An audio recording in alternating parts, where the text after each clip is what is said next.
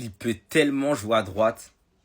Il y a un monde où Mbappé est ailier droit, comme en 2018, parce qu'il a encore des qualités de percussion énormes. Et je pense que ce scénario va peut-être ne jamais avoir lieu. Victoire du Real Madrid 1-0 face à Osasuna sur un penalty transformé par Mbappé, mais un penalty qu'il a décroché lui-même. Et où? À droite.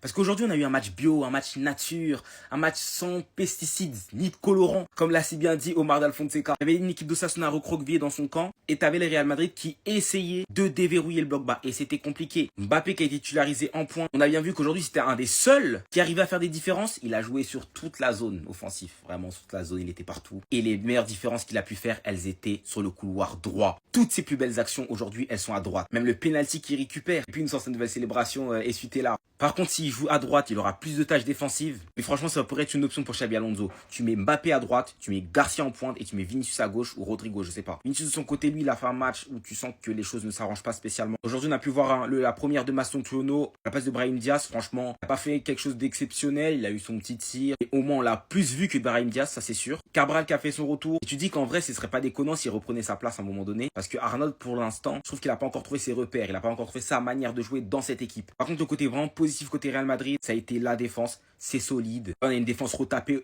totalement. Carreras, c'est bon. Huysen, c'est top. Militao, c'est top. Et puis collectivement, tu vois qu'il y a un peu plus d'efforts qui sont faits, même si on n'est pas encore sur un bon truc.